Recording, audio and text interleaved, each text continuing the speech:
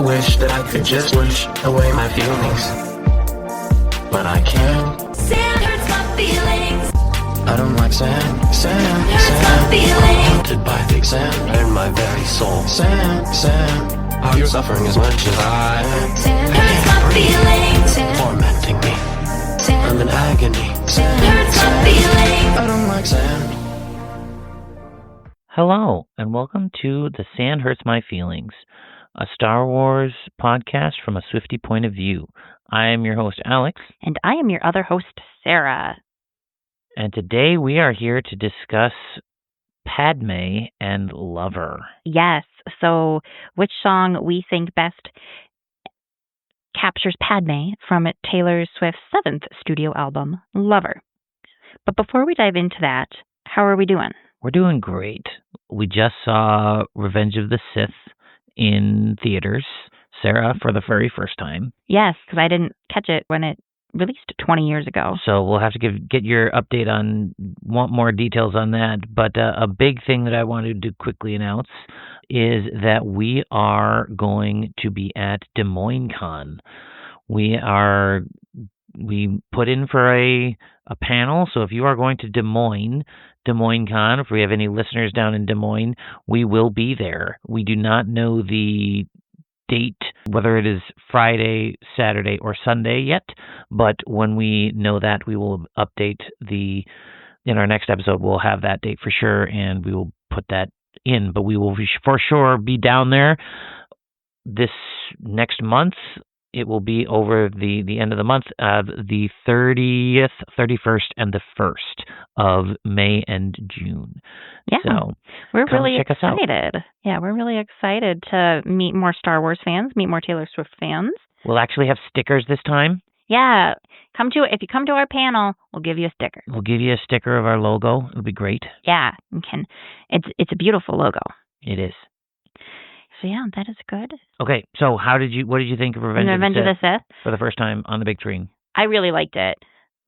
Because Alex, as you know, when they announced that they were releasing it back in theaters for the 20th anniversary, you know, we were like, yeah, we want to go see Star Wars on the big screen. But he's like, man, that opening battle is just, it's great. Like, you have to see that. And I'm like, yeah, sure. He's hyping it up because it's just a space battle and he likes space battles. But no, it was quite impressive on the big screen. And it took me aback of like, yeah, this was meant to be viewed in this way with all of the starfighters. Yeah, we showed up right on time for our showing, but we wanted to get popcorn and stuff, and so there was a line, and so I made sure, I was like, Sarah, you're going in and you're gonna sit and you're gonna catch this, because if we're late, like if the line goes too long, you're going to see this opening battle. Luckily, I was getting the popcorn and I got our amazing Star Wars cups, and I was able to get back in time to see the opening. Yeah, but you missed all the previews. I missed all the previews, but I saw the movie itself, and so that was really nice. But I had to make sure, like, no, you're getting in there. You have to see, especially that opening of them flying, of the Star Destroyer coming out. Yeah. And then them flying over it and then flying into the just ginormous battle. It was quite impressive. And the lightsaber duel on Mustafar was very impressive on the big screen. That's something I kind of anticipated being impressive because it's an impressive battle to begin with. But then I also really appreciated some of the other audio details that I've not picked up on before because, you know, when you're in the movie theater, you have the surround sound and a professional setup that we don't have when we're watching movies at home on our couch. And so like some of the different musical score cues that are really subtle, I really appreciated. And then like as Padmé is dying and Vader is being created, there's the heartbeats that sync up. That's the human heartbeat sound from Padmé, and then like the kind of iron lung, a mechanical beating for Vader. And I had not heard that before and how they sync up. So I really appreciated the sound mixing and sound editing. And obviously I always appreciate John Williams' scores, but I appreciated it even more so hearing it and seeing it in a large movie format. Yeah. And you survived watching Revenge of the Sith. 2 times in a week. Yeah, because we watched it for our other podcast to record on based on the emotions. And so we watched that to be able to record and talk about discussed. Shout out to Feeling the Force podcast. Right.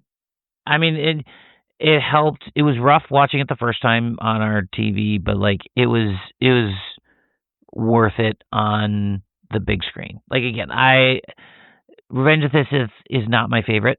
It's got a lot of plot issues that I personally have with it. I have no problem with anybody who loves it. I know I'm very much in the minority with that.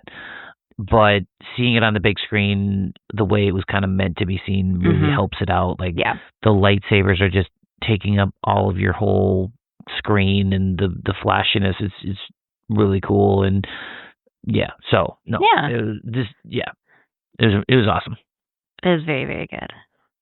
But what is also very, very good is, I was going to say the album Lover, which it is, but we are going to start and talk about our experiences with The Force Awakens, because that is the 7th Star Wars movie. We'll talk a little bit about our first experiences with those movies, keep you in anticipation of our album picks here for a little bit.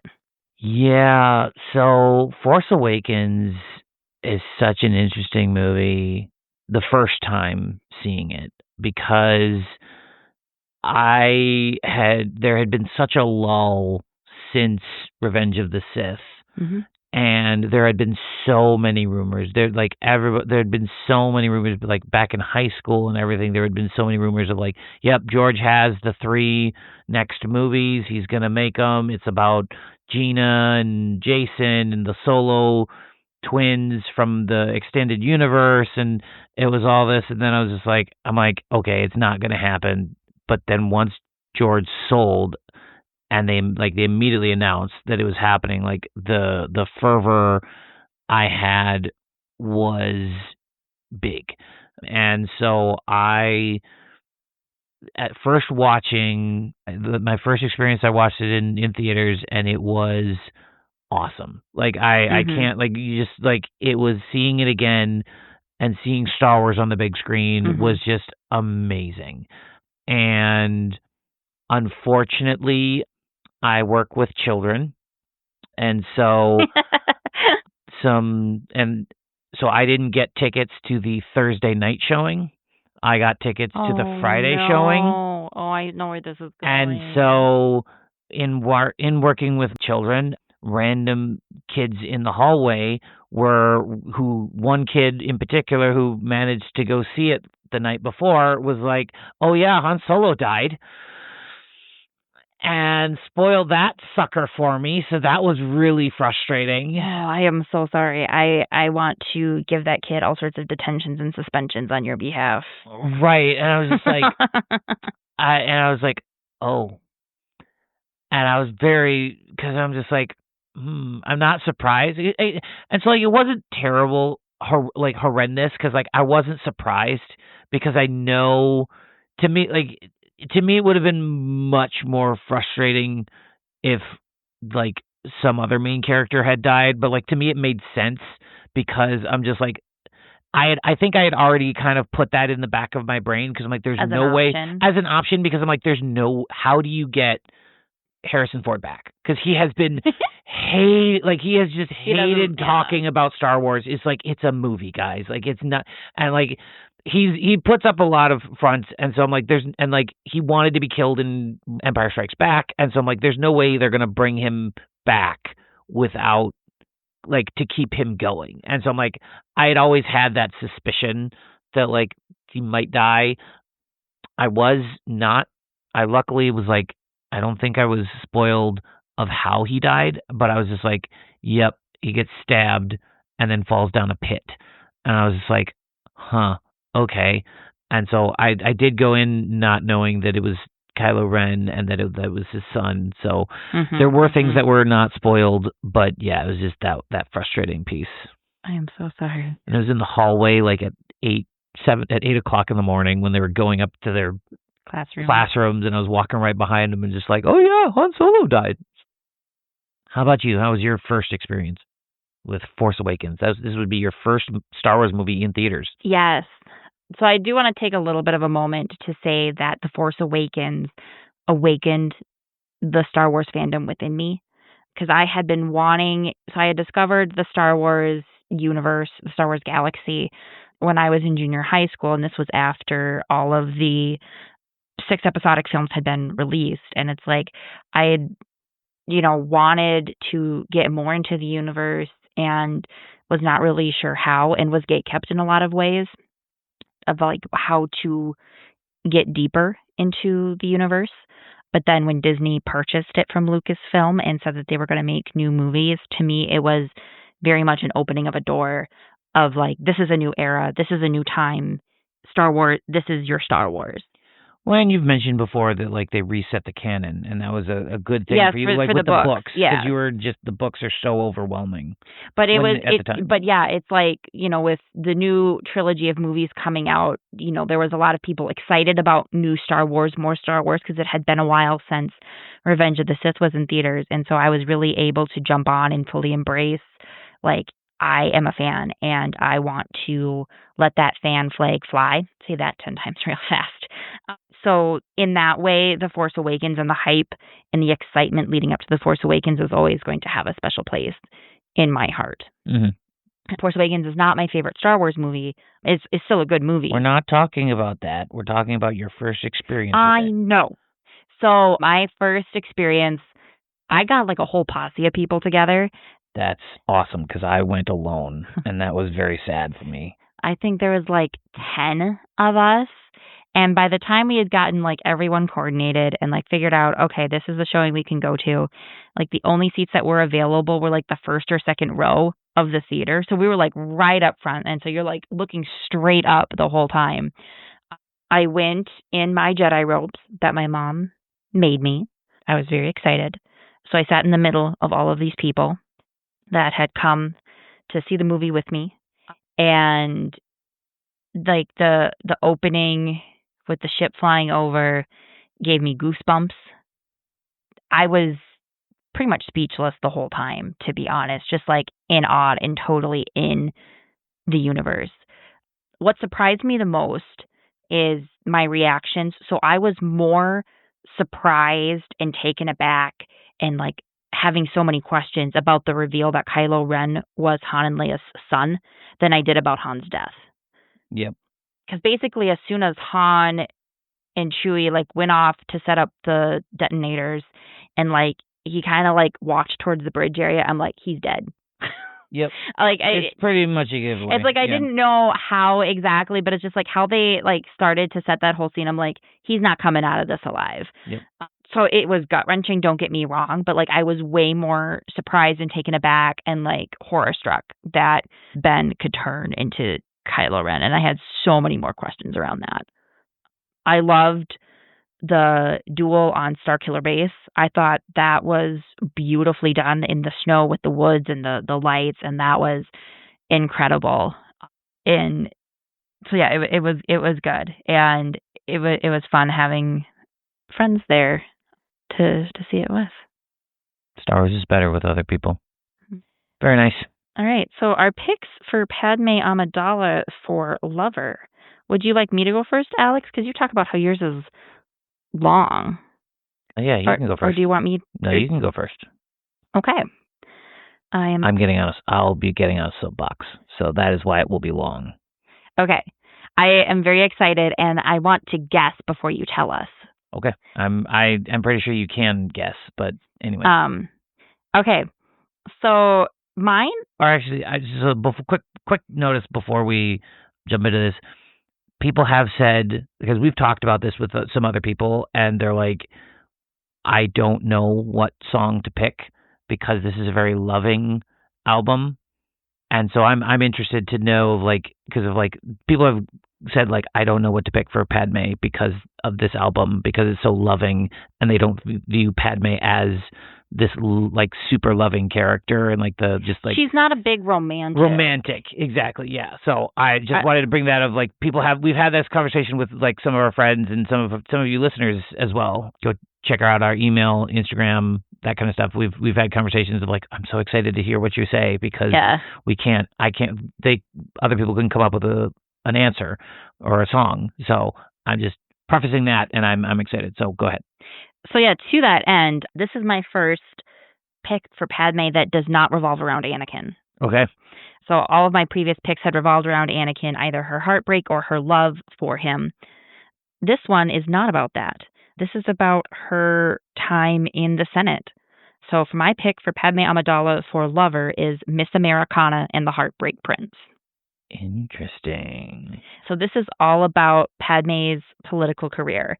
She became distrusting of the Senate when she was the queen on Naboo and during the events of the Phantom Menace.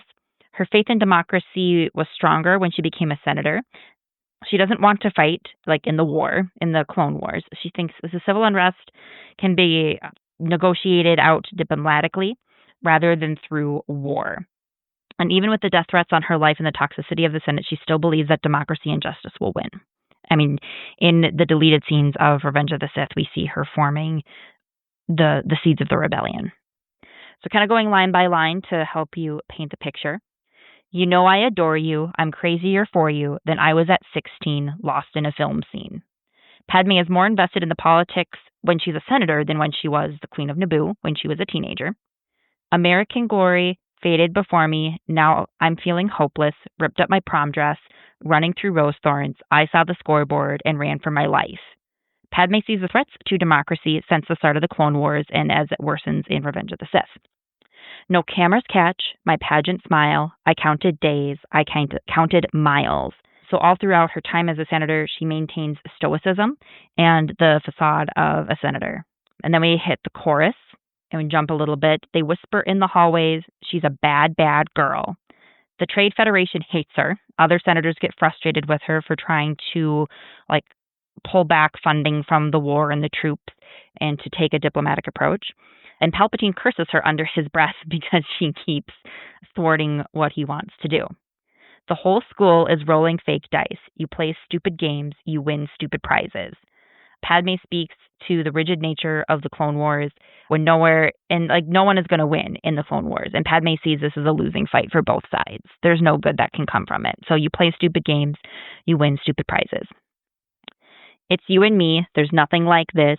Miss Americana and the Heartbreak Prince. Padme has dedicated her life to serving others and to being a politician. So this is it. She is Miss Americana, and the Heartbreak Prince is democracy. Going into the second verse, unless you had something you wanted to say, Alex. Nope. Go ahead. Keep going. Sounds all great so far. Okay. Second verse, my team is losing, battered and bruising. I see the high fives between the bad guys. Leave with my head hung. All through, so this speaks to the separatist victories and the Palpatine power grabs of the emergency executive powers. Democracy is slipping away. American stories burning before me. I'm feeling hopeless. The damsels are depressed. Boys will be boys. Then where are the wise men? Darling, I'm scared. So as the Clone Wars continue and they worsen, Palpatine grabs more power. Padme knows near the end of the Clone Wars and in Revenge of the Sith that the galaxy is not going toward a good place. And I mean, that's where she questions Anakin in Revenge of the Sith. Do you think we're even on the same side? Does the democracy we're fighting for even exist anymore? And she's scared. No cameras catch my muffled cries. I counted days. I counted miles to see you there, and now the storm is coming. She maintains her composure even though democracy is crumbling around her. And Padme is the storm. She, along with Bail Organa and Mon Mothma, start the rebellion. And that storm brews. And yeah, I'm getting emotional about this. It's the strength that Padme is. She sees the injustice and she's going to do everything she can to set that injustice straight. And so then we go, I don't know if it's the bridge, but it's kind of like the end part of the song. That's not really the bridge. It's the end part. I don't really want to fight because nobody's going to win. That's the bridge. Oh, that is? Okay. Yep. Thank you. I don't really want to fight because nobody's going to win. I think you should come home. Again, the Clone Wars is a losing game. The troops and the Jedi should come home and let diplomacy resume. And then it changes at the end. I know this is a fight that someday we're going to win. Padme she holds out hope and does everything she can in the fight for democracy. And even as she's dying, she has faith in the goodness of people. And I think that's what this line speaks to. So that is my political pick for Padme Amidala for Lover. Very cool. Thank you. there's certain pieces that I would say I might disagree with. Go for it. I mean, like, again, great. Anybody's pick is your own pick, and that, again, very well thought out. But, like, and this is me again seeing of what we are shown. Like, I don't view Padme as the Storm. Like, Padme is not involved in the rebellion. She's the mother of the rebellion. She's not, though. She's not. And that is a choice that George made. He could have had it, but he didn't. Mm-hmm. Okay. So that's my only, like, criticism, and that's air quotes of, like, again. So no, yeah, great pick. Thank you. Now, you teased in our last episode that you go meta in this one. Oh yeah. May I make a guess as to what your pick is? Oh, it's very obvious what my pick is. Did you pick the man? Yes, I did. Absolutely, I did. All right. I'm excited. Please share why. So, oh my gosh. Okay, so Soapbox Alex is coming out here. Yeah. So I picked the man, and this is Padme singing to George Lucas. Yeah. Because she is mad that she was fridged in both Attack of the Clones and Revenge of the Sith. Mainly Revenge of the Sith. Mm-hmm. So before we dive into anything, I do want to, in case people aren't aware, what fridging is. Yeah. Fridging is generally, most people say it has to do with women who are either killed or sidelined or trauma is done to them, or they are moved out of the way to further the story of their male counterpart. Mm-hmm. And so the term fridging comes from actually the Green Lantern comic book. I didn't know that. Nope. Yep. So back in 1994, but it not in a good way. But like the term is that Kyle Renner, the Green Lantern at the time, he comes home to his apartment to find that the villain he's fighting, Major Force, has killed his girlfriend and stuffed her in a fridge. That's awful. Yes. But that's why but she's killed only to further his story. And so it's his character growth.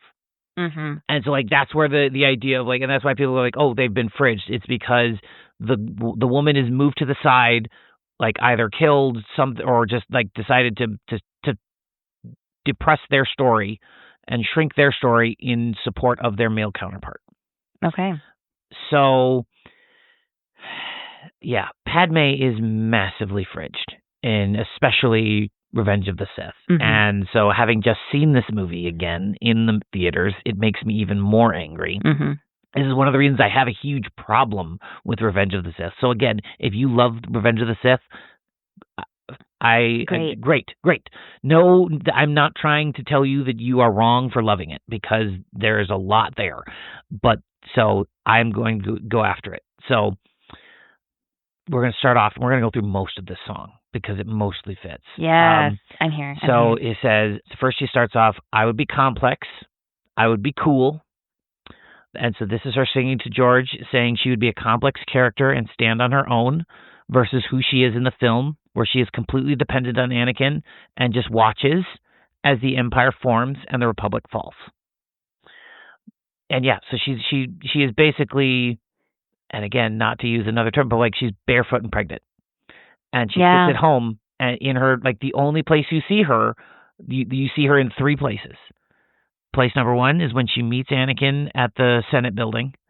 Place number two is her villa. And place number three is Mustafar. Mm-hmm. There's no other place in the movie that you see her. Well, she is in the Senate for this. Democracy dies. So but Democracy, it's such a brief moment. Yes. And it doesn't make any sense why she's there, because she's in the same booth with Bail Organa, and they're not from the same place. So again, anyway. That's a side tangent. But anyway, then they'd say I played the field before I found someone to commit to, and that would be okay for me to do. Every conquest I had made would make me more of a boss to you. So she would be viewed as a boss. She would be viewed as a cool, amazing character. The deleted scenes, as Sarah was mentioning, of she's the mother of the rebellion. Deleted scenes show her as an active participant in leading the rebellion before it's necessary to form, but she's part of the delegation of 2,000.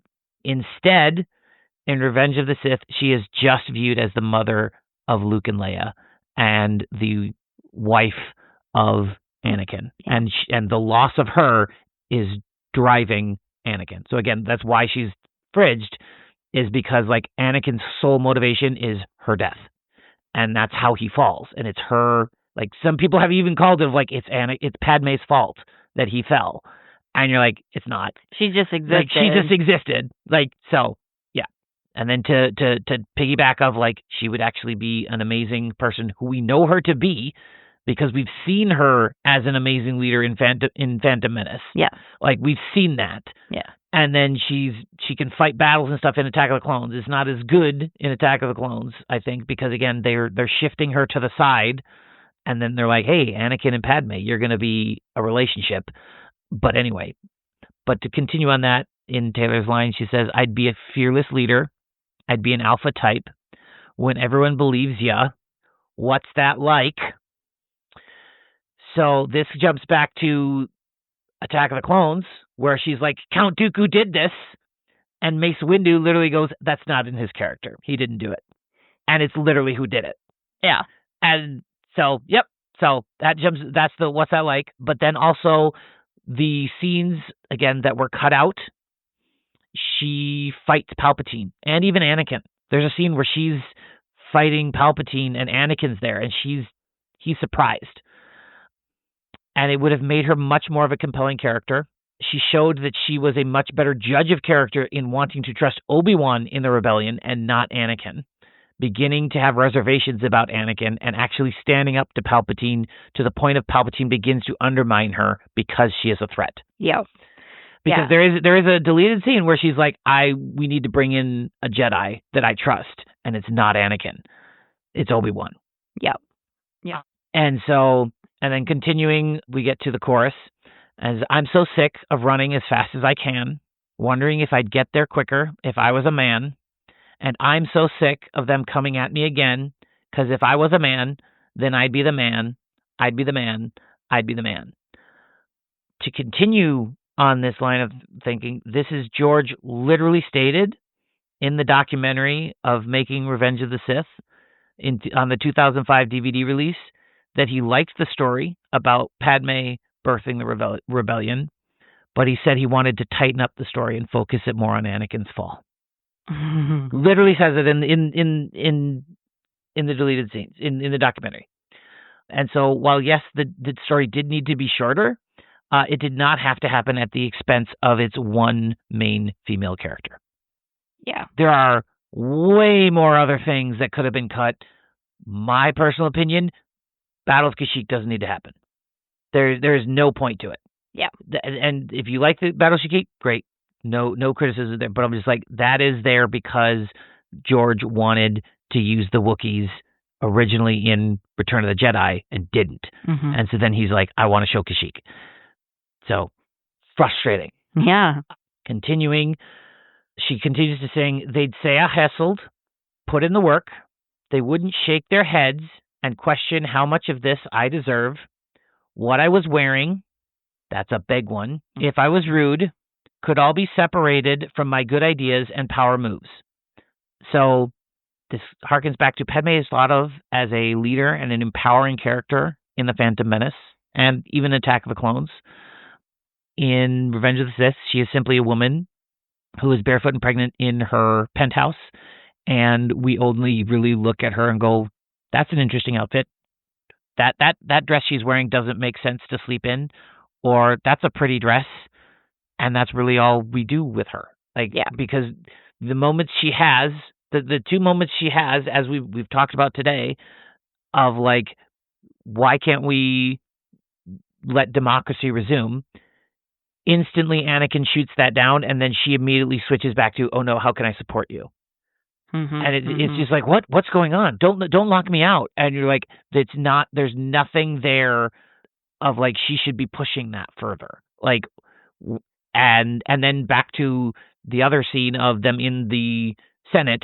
It doesn't make any sense for her. Like to me, it's built on previous film of like why she's sitting there and saying, "Oh, this is how democracy dies," to thunderous applause of like based off this film, this makes no sense because she's not there. She's not doing anything in the Senate.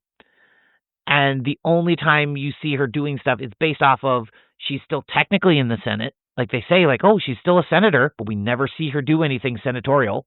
True. Yeah. And so it doesn't make sense for the character in that moment.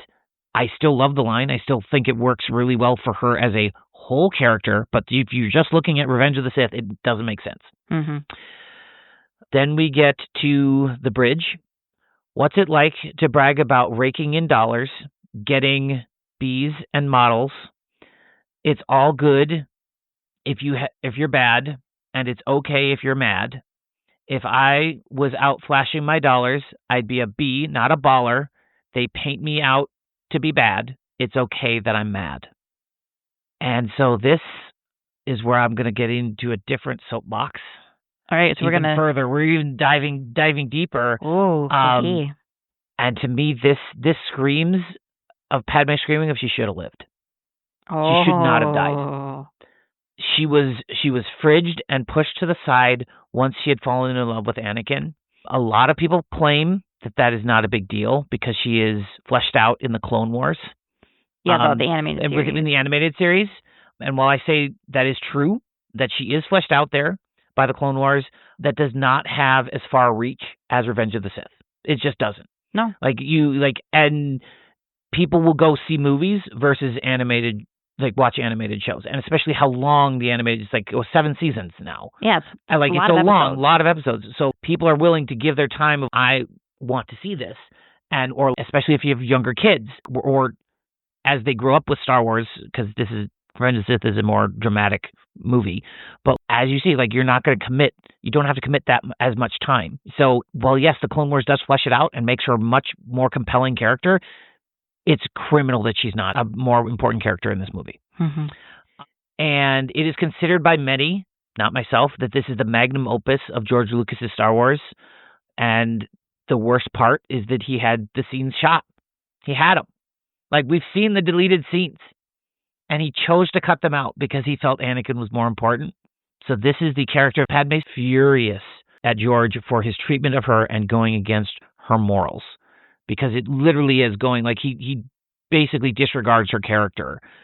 Because there are so many scenes in Revenge of the Sith where it does not make sense how she's reacting to Anakin. And when she literally is crying, because she thinks Anakin's dead as the Jedi Temple burns, and then he comes and he's just like, everything's fine. It's not fine, but she treats it as fine, and she's like, yep, totally. The Jedi turned on everybody. Okay, I believe you, Anakin. And even with everything else that we've known about her, she's not going to take something that he says on face value. As we see in the earlier part of the movie, she's starting to get hints that he's not maybe the best person. Yeah.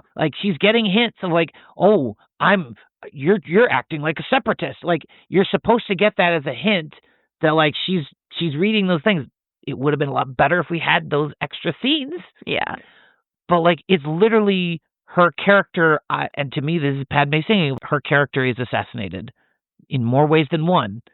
Of her character is assassinated and her as a person is assassinated because she should not have died. It should have been she birthed the rebellion.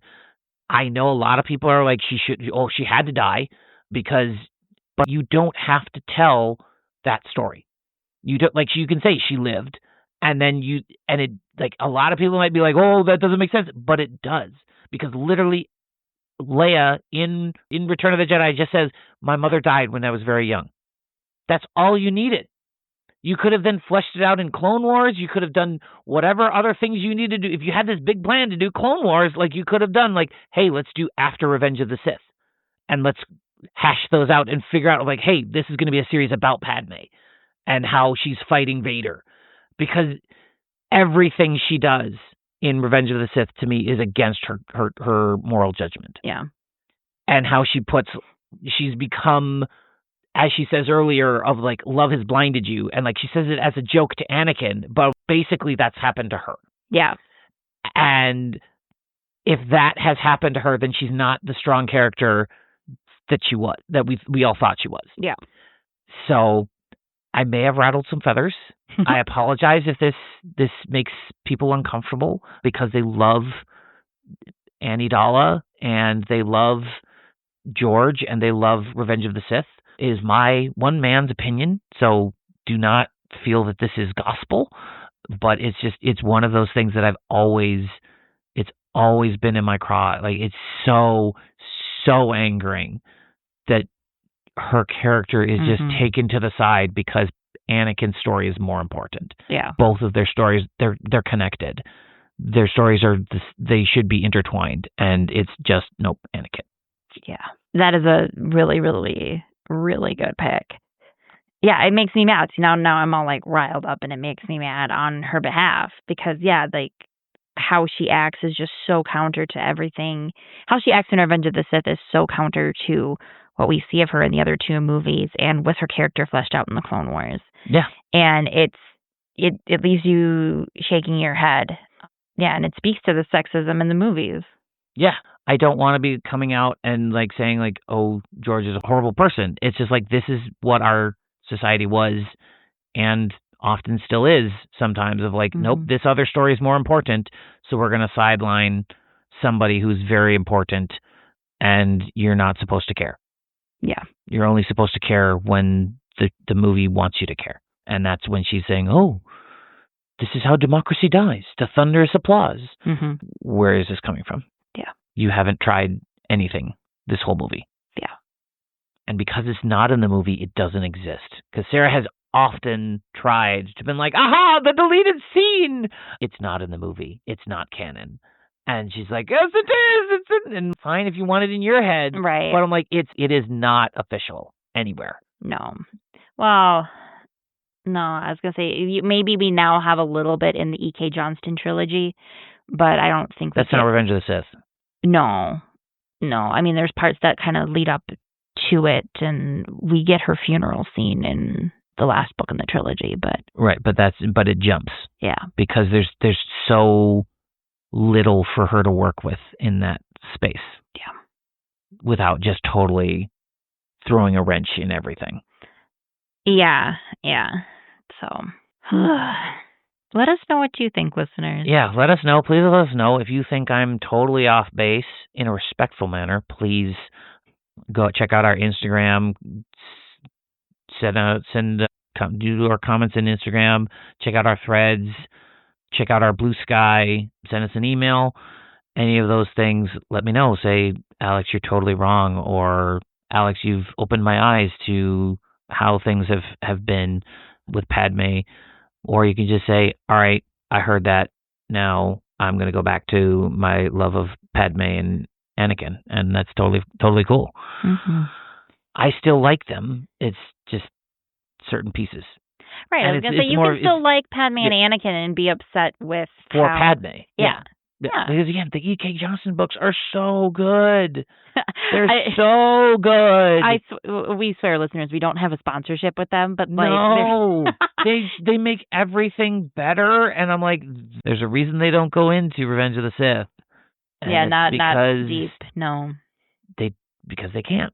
There's too much ingrained of, because he chose to cut those scenes out, they don't exist and they can't fit into the canon. Anyway, yeah, reach out to us, and then our next episode we will be talking about our picks for Padmé Amidala in folklore. Folklore, yes. I am very excited. I'm gonna cry. I probably am too with my pick too. Yeah, I'm very excited.